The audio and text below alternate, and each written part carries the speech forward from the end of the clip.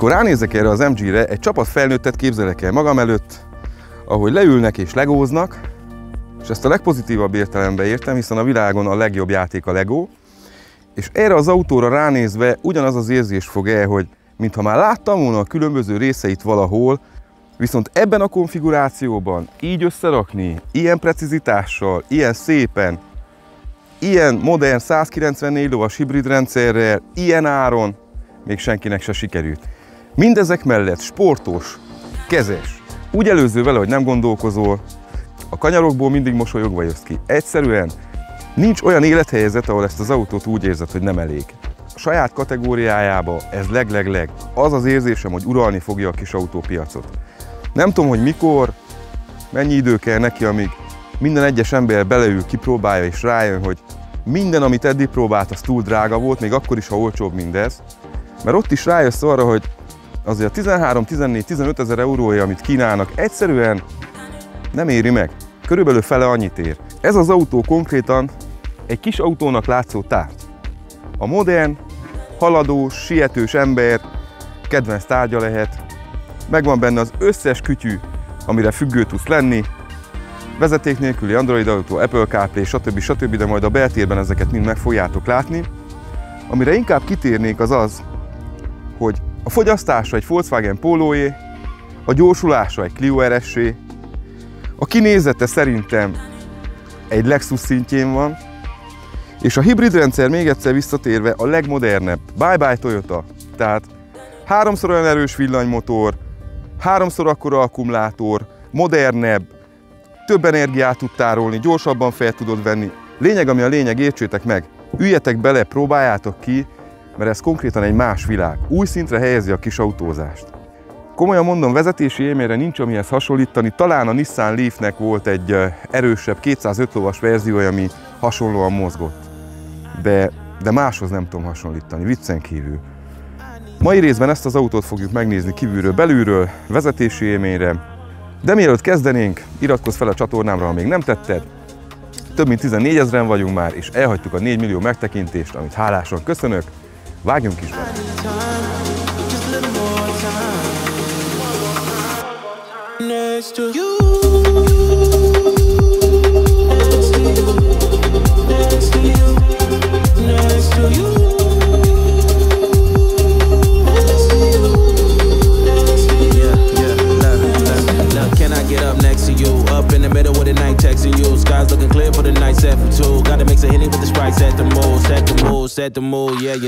Nem tudom ki mit lát benne, nekem konkrétan, ha behunyom a szemem és kinyitom, amíg nem kristályosodik ki a kép, a két lámpából, magából az ívből, egy az egybe egy Mazda 3-as ugrik be.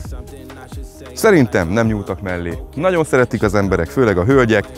Hátul ez a két kis macskaszem jó helyre került, versenyautós, megkapjuk középre az MG logónkat, gyárilag sötétített ablakokkal, hibrid felirat, hogy mindenki tudja, hogy ez az autó egy hibrid, és persze a Hinode. Még egyszer nagy köszönet a Hinode Car Expertnek, ha ki szeretnétek próbálni ezt az autót Székelyudvarhelyen, Marosvásárhelyen vagy Csíkszeredában, itt vannak az elérhetőségek. Nyissuk fel a csomagteret!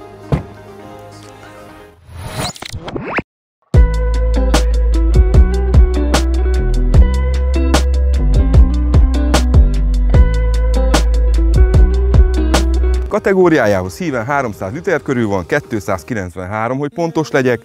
Kaptunk egy elég kemény kalaptartót, kis lámpát, akasztófület a csomagjainknak, valamint alul egy kerékjavító készletet. Ahogy látjátok, elég praktikusan meg lehet pakolni. Ez akkora, amekkora kategóriáján belül szerintem nincs lemaradva. Ide még elfért volna egy lehúzó, ha például ez a kezem van tele, akkor ne így kelljen lecsukjam a csomagtartót. De ezek apróságok, amit egy facelifttel lazán lehet javítani. Egy műanyag darabot kell kivágni a helyéről. Haladjunk tovább. Ez a segrész itt. Próbáljátok meg letakarni a monitort, vagy ahogy akarjátok, csak ezt nézzétek. Ez itt egy Renault Megane RS. 16-os gyári alufelniket kapunk, és ezek a felnik pedig Alfa Romeo felnik. Pontosan olyan a mintájuk, csak MG jelet kapunk középre. Hátsó ajtónk jó nagyra nyílik, elég könnyű a beszállás, kiszállás, és a helykínálat is. Nézzétek csak meg. A modellünk Barbie fogja érzékeltetni, hogy mennyi a helykínálat hátul.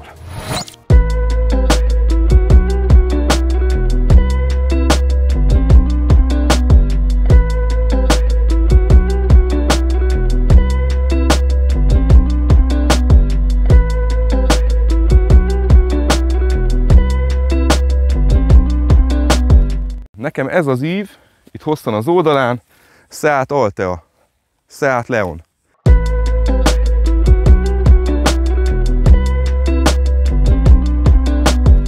Letudhatnánk annyival az elejét, hogy számomra MG4-es az eleje, de igazából, hogyha a szívünkre tesszük a kezünket, akkor látunk benne egy kis Toyotát, látunk benne egy kis Alfa Romeo-t, látunk benne egy kis Lexust, tehát elég szépen összeszedték itt is azokat a darabokat, amiről konkrétan nem jelentheted ki, hogy na, ezt ők csinálták, mint egy BMW Vese, vagy egy Jeep-es Grillrács, hanem olyan elemeket szedtek össze, amire az ember nem tud belekötni, hanem azt tudja mondani, hogy hát ez innen ismerős, viszont nagyon szép.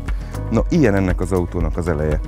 A két lámpánk már ebben az X-Sight felszereltségi szintben automatikusan kapcsolja a rövid-hosszú fényt, full LED-es, ködlámpánk minden bele van integrálva, ide is megkapjuk szép nagyba, tenyérnyi méretbe az MG logónkat, egy jó töredezett hűtőgrillünk van. Az első spoiler számomra még a Yaris hibridre is emlékeztet, hogy középen ilyen szénszálas spoiler darabot kapunk, de ezek a beömlők itt, amik hűtik a kerekeket, amire szükség is van, mert az embernek olyan nehéz a lába ebbe az autóba, hogy vége. Annyira imádod azt, hogy folyton kilő mindegy rakéta, nagyon-nagyon-nagyon szépen összerakták.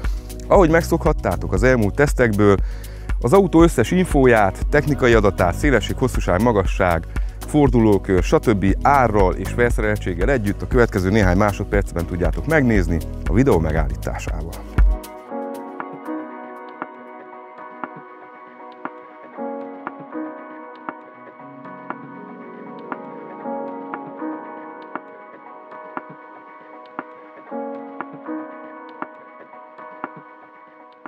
Mielőtt rátérnénk a beltérre, köszönet még egyszer a Hinode Car Expertnek, a Suzuki, Peugeot, Isuzu, SsangYong és MG forgalmazójának, hogy ideadta nekem ezt az autót. Több mint egy hete használom, és imádom.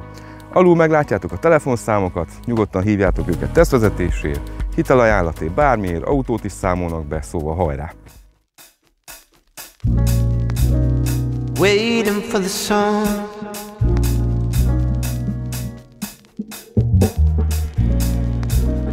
Waiting for the sun.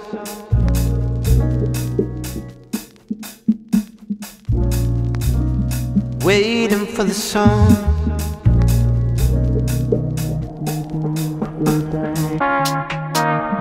Waiting for the sun to go down.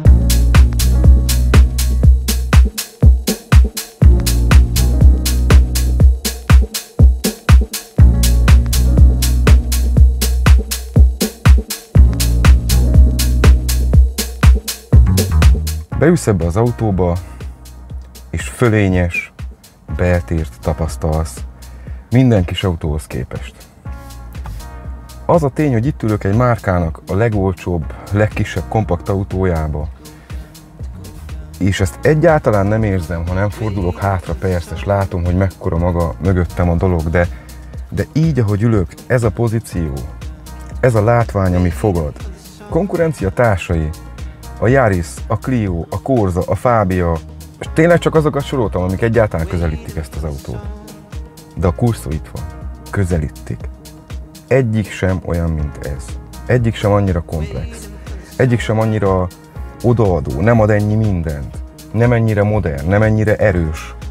Tehát ez egy leg beltérben is. Mintha ezek a gyártók kivénhet rockstárok lennének, túlsminkelve, túl parfümözve, ugyanazt a zenét játszva évek óta, pedig 10-20-30 év előnyük van ebbe a kategóriába. Mit letehettek volna már az asztalra? Most tényleg, most viccen kívül mondom, tehát az a tény, hogy nem tudják ezt felülmúlni azok, akiknek hatalmas előnyük van ebben a kategóriában, és emellett, csak hogy a zenekaros példára térjek vissza, a 20-30 éves lemezeket örökké új héjat tesznek rá, de nem sokat változik a technika, alig újítanak, és mindig túl van árazva minden. Hát ha a kínaiak tudnák, akik ezt az MG-t legyártották, hogy mi itt Európában miket kajálunk be 25-30 ezer euróért, nem tudom, ezt az autót 19.500-ért átküldenék-e ide. Ki vagyok akadva, komolyan mondom, mert azt érzed, amikor ebbe az autóba beülsz, hogy ez járna mindenkinek.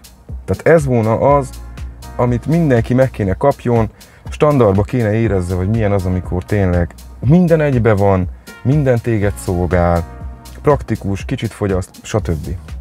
Na de fogjunk csak neki a beltérnek is szépen lassan. Kezdjük azzal, hogy az alszigetelés az ebbe a kategóriába szerintem 9/10. 100 felett azért már érződnek a hangok, de addig, főleg attól a ténytől, hogy 60-ig be se kapcsol a motorunk, hogyha nem nyomunk egy padlógáz persze, EV módba. Tehát elektromos módba tudunk közlekedni hangtalanul, nyugodtan. A könyöklő, az ajtón levő könyöklő tökéletes ergonomiai szempontból tudod fogni a kormányt lazán hátradőlve. Ami egy hiba, a könyöklőt nem lehet állítani előre-hátra és lefelé sem. Ez egy olyan probléma, ami fölött valaki elsiklott.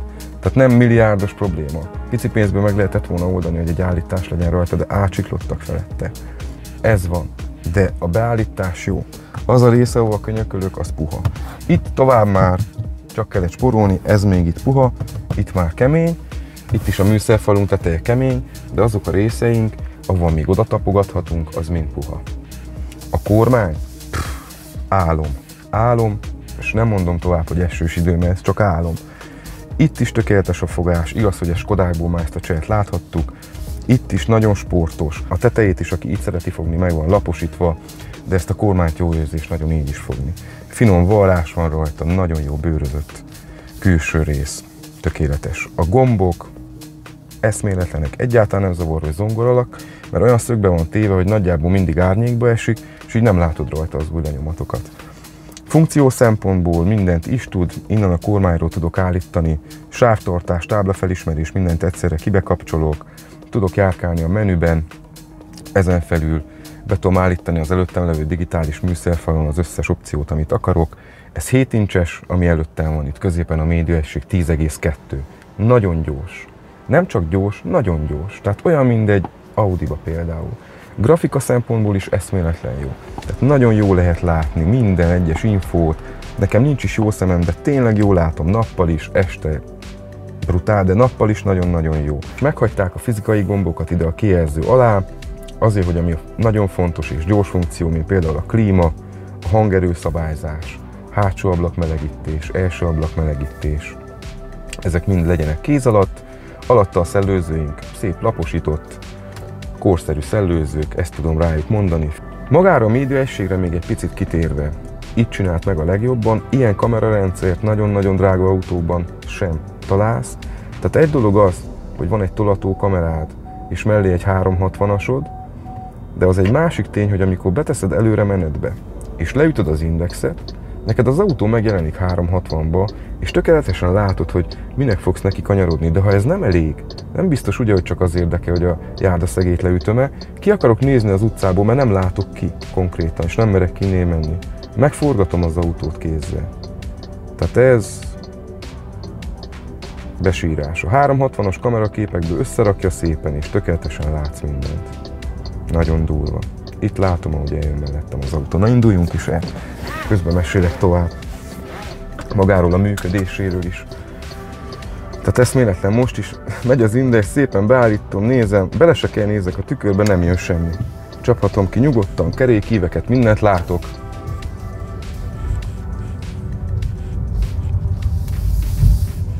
És egy eszméletlen csendbe, nyugiba megyünk. Most is leütöttem, tisztán látom, hogy hol kanyarodok el a járdaszegélyt. Brutál, brutál. Egy dolog, hogy szép, egy dolog, hogy keveset fogyaszt,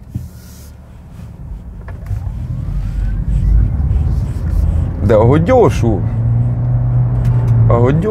te, hát jó, most város között úgy se fogom próbálgatni, itt inkább menjünk arra rá, hogy mennyire nyugodtan lehet vele menni, de amúgy 8 másodperc a 0-100, ami szerintem kegyetlen jó sportmódban. Normál módban 10 másodperc, most abban is van az autó, ezen kívül van egy Eco mód is, itt van a módválasztónk itt lent, az elektromos kézifék mellett és az autóhold mellett. A váltónk az csak egy egyszerű kis gyűrű, amit vagy jobbra váltunk, hogy előre megyünk, vagy balra, vagy megnyomjuk középen a P betűt, és akkor parkoló módban vagyunk. Egy nagyon kiegyensúlyozott, jó futóművű, bár igaz, hogy a 194 lóerő miatt eszméletlen sportosra van hangolva, tehát az érzed az úthibákat rendesen, de kell is tarts azt az autót valami, mikor nekiállsz vele gyorsulgatni, és elmondom neked, hogy ezzel nekiállsz. Egyszerűen nem tudod megállni, tehát olyan nyomaték van egyből, az elektromotorunknak 250 Nm, az 1.5-ös benzinnek, ami benne van, szívónak 105 Nm. Tehát oda taposol, és vége, bele vagy ragadva az ülésbe. A váltóra visszatérve, 3 fokozatú a váltónk. Érdekes, ahogy ki van találva, mert tényleg úgy működik a dolog, nem azt érzed, mint egy CVT váltónál, csak ha padlót nyomsz, de akkor is elmúlik nagyon gyorsan, mivel fönnébb és fönnébb tud váltani. Úgy képzeljétek el az egész rendszert, hogy maga az elektromotor az több funkciós. Van egy olyan funkciója, hogy be tud segíteni a benzinmotornak, hogyha szükséges. Ezen felül, ahogy említettem, van egy sima EV módja is az autónak, amikor teljesen elektromos módba megy, mint például most is mutatja zölden, hogy EV módban vagyunk, tehát most ilyenkor nem megy a benzinmotorunk, a visszatöltésünk ilyenkor a fékezésből és a lassításból történik. Maga ez a nyugalom, ez a csendesség, mindent aláz. Eszméletlen. Az üléstartás is. Elég hosszú az ülőlap, van oldaltartása a kanyarba, táblafelismerőnk az közben jelzi, hogy egy kicsit csillapodjak, nem is veszed észre, hogy milyen hamar átléped a sebességhatárt. Tehát non-stop kísértésbe vagy. Büntetés alatt álló személy leszel, hogyha nem figyelsz oda, ezt most mondom. De a maga biztosság mintaképe, ez a kocsi. Majdnem olyan, mintha elektromos autód lenne. Tehát 2 autód van egyszerre. Nagyon durva. Van egy mérges elektromos autód, és egy hibridet. Kegyetlen.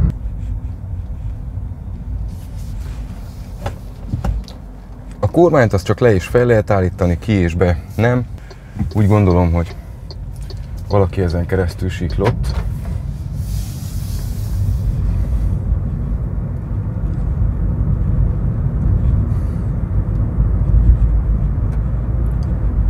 Ahogy be tud csatlakozni a forgalomban, micsoda tempóval, ez durva. Nagyon durva. Tehát, hogy semmilyen lassúság nincs, semmilyen félelem benned, hogy hú, most vajon a másik mennyivel jön, beférek-e? Semmi. Meg se gondolsz ilyeneket. Tehát abszolút félelem nélkül.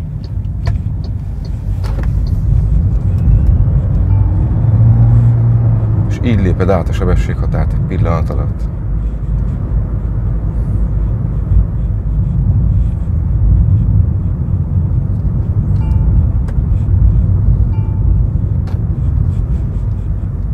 Megyünk is vissza itt a falu között.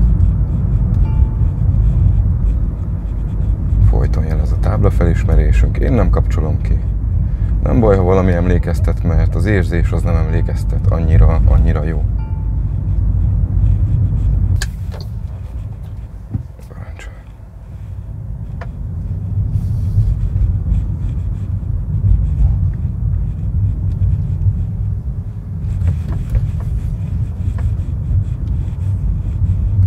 Maga az érzés.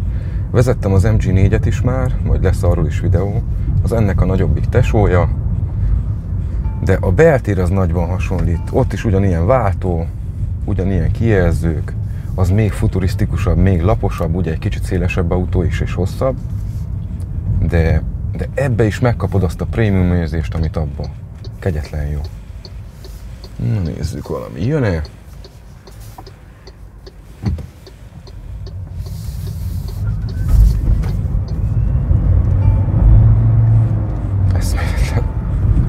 Eszméletlen. Mindent ott hagysz. Tehát értem már utol vele 190 lóas szuperbet. Hát, meglepődött. Mennyire tudom tartani vele a tempót.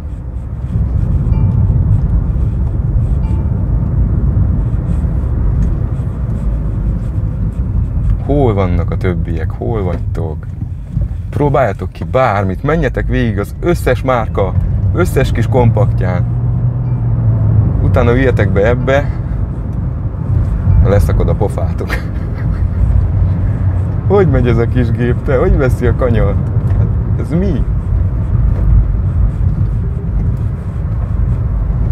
Rá van tapadva az útra.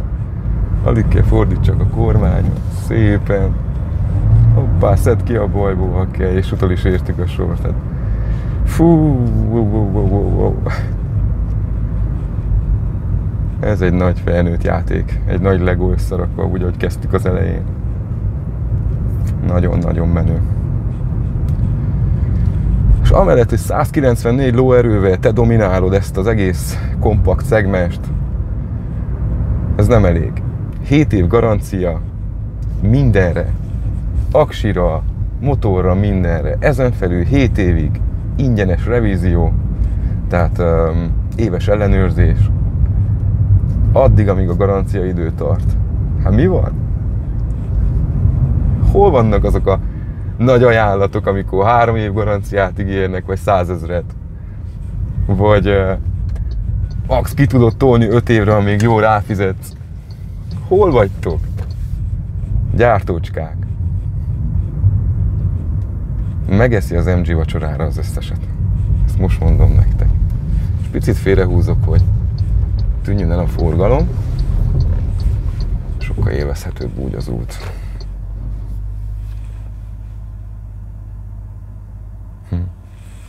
Nézzetek meg itt is a varrást. Mennyire gyönyörű lett. Ilyen apróságok már csak azért van, amire nem figyeltek, de hogy mennyire figyelnek. A pohártartót tudod állítani. Mekkora üdítőt viszel pont benne. Alul USB, régi, Type-C, szivargyújtós töltő. Rendben vagyunk. Itt van középen egy telefontartód, amit tudsz húzogatni. Én ide tettem be a kulcsot, hogy ne zörögjön. Magát a könyöklőt is meg tudod emelni, ugye ide tudsz tárolni ezt-azt. Rendben vagyunk. Kesztyűtartónk. Pont elég. Akkora, amekkora kell. Klasszik ablakemelők. Start-stop. A legmagasabb exkluzív felszereltségnél már kús nélküli nyitászárásod van, keyless entry. Itt még azért megvan a klasszik kulcsod. Ez is milyen szép a háza. Na így egy kicsit csillapodott a forgalom. Menjünk tovább itt Szent Tamás fele. Olyan szép lett az út itt Tülke irányába, ki egészen Oroszhegyig. Csak egy picit vékony itt ez a része. Itt, ahogy már régebb is tesztekbe is mondtam, itt valahova a két széle eltűnt. Ugye valakik hazavitték, öntöttek belőle kapubejárót, és így lesznek ilyen veszélyes kanyarok, mert egyszerűen nem tudsz kihúzni. Na de mindegy, lépjünk túl ezen a témán.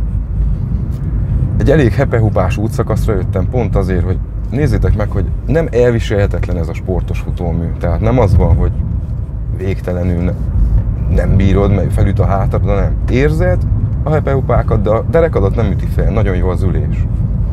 A fogyasztás. Kinyomtam a szemit. Tehát nem szerénykedek, tényleg. Kinyomtam a szemit, ahogy tudtam. 5,3 liter a csúcs. 194 lóerővel. 5,3 liter. Ha normális vagy, normális üzemmódban használod, vagy akár ekóba, amikor még jobban tölt vissza. Viszont ott is az instant gáznál egyből kapod az egész lovat, mint most is például.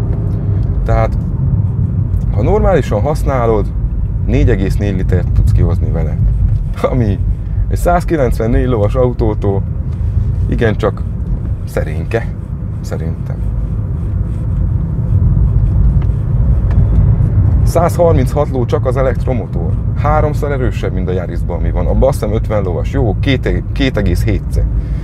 Tehát megint azt hozzam fel példának. Tehát mi van? Azok, akik vezetik ezt az egész szegmest, miért adnak gyengébbet valamiből, silányabbat? Rosszabb, nem mondom, hogy rosszabb minőségűt, de rosszabb minőségűnek érződőt. Miért?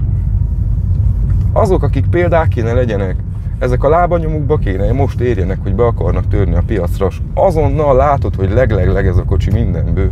Hogy? És pozitívan vagyok felháborodva, mert örülök, hogy már valaki megtette, amit kell, tehát félre ne értsétek, csak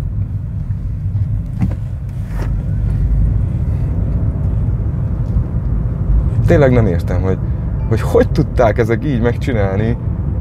A SAIC motor, akiről nem azt mondom, hogy soha életemben nem hallottam, de talán tavaly hallottam róluk először.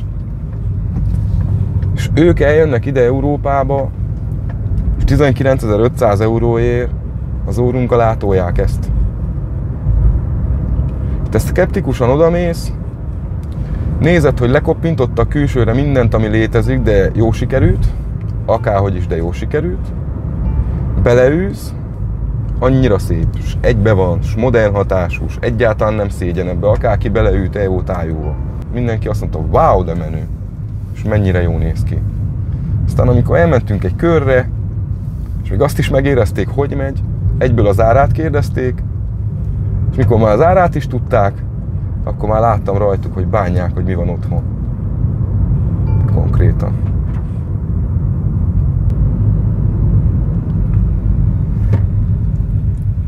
És akkor innen nézzetek egy gyorsulást, mondjuk 60-ig, nulláról.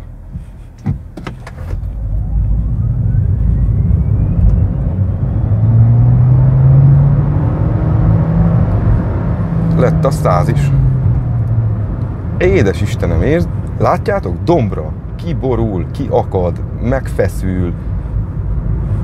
És annyira a tiéd, 100-nál is, tehát úgy áll a kanyarba, nyugodtan rángathatod, hogyha hirtelen kiugrik egy állat vagy valami, a tiéd az autó, meg tudod fogni, meg tudod kerülni. Nem az van, hogy egy lagymatag valamit terelgetsz, hogyha éppen gáz van, akkor a gáz...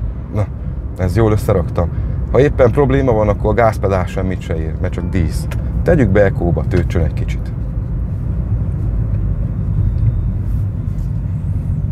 Látszik is egyből, most 21 kW-tal tölt vissza. Eco módba.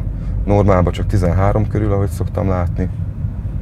De ugyanúgy Eco módban is azonnal megvan az instant erőd. Tehát nincs kevesebb kakaód. Komolyan mondom, az ember ennek az autónak még nekiállna egy számítógéppel, és egy kicsit a mappinget átállítaná rajta, bő. Még megállneres idő is tudna lenni. Ez 6 másodperc körül van. Brutál, brutál. Én nem tudom felfogni, hogy ők hogy tudják ezt ennyi adni. De lassan kinyílik a szemünk, na. Fél gáznál leperget. Igen, az MG4-et választanám, hogyha kéne én válasszak, de csak azért, mert az hátsó kerekes, annak jobban tetszik a kormányzása. De ennyi. Minden más szempontból ez az autó logikus. Teljes mértékben. Szívesen tessék. Minden egyes szempontból ez az autó logikus. Fú.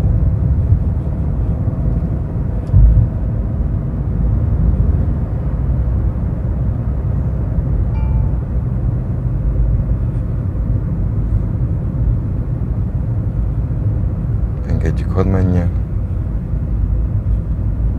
Mert egy pillanat alatt utolérem, hogyha én most gázt adok.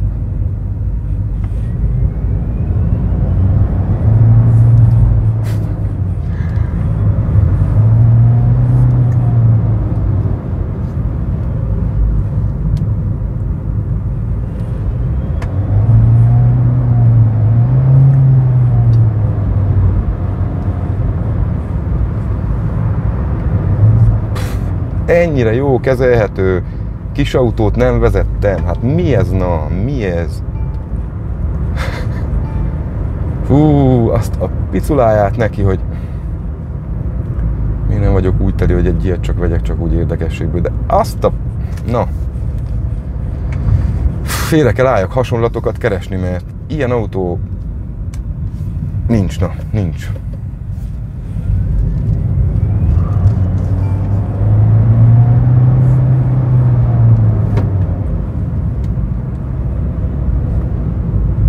Itt legurulok, és ezen a dombon fölfelé még egyszer megmutatom nektek, miért ránt. Az, hogy most lejtőre megnyomom, az egy dolog.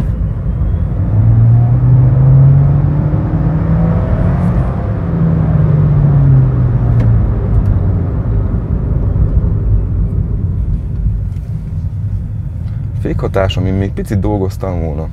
Lehetne még erősebb.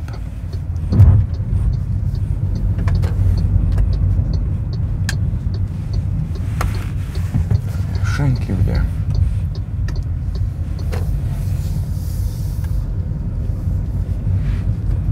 Na nézzétek meg.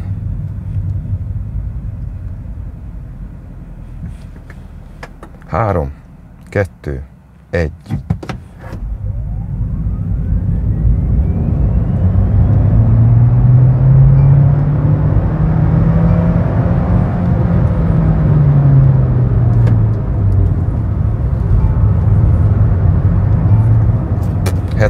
Na úgy veszed az ilyen kanyart, mintha nem is lenne.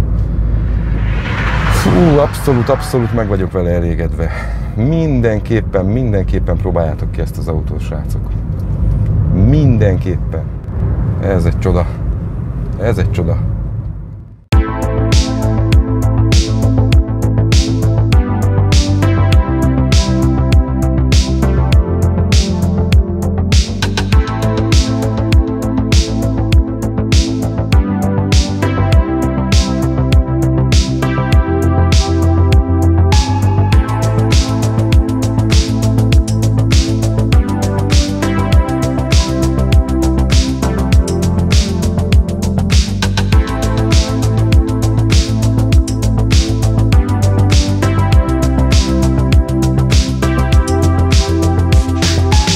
Összesítésnek csak annyit, ez a kis autók kategóriájának királya lesz. Időkérdése, próbáljátok ki, járjatok ti is minél hamarabb a top autóval, amivel lehet, mert ennél jobb vezetési élményt nem fogtok találni. Aki követett 2019 óta, az elhiheti, hogy potyára nem küldlek be a szalomba. Többi autóra is mindig elmondom, próbáljátok ki, érdemes ezért vagy azért.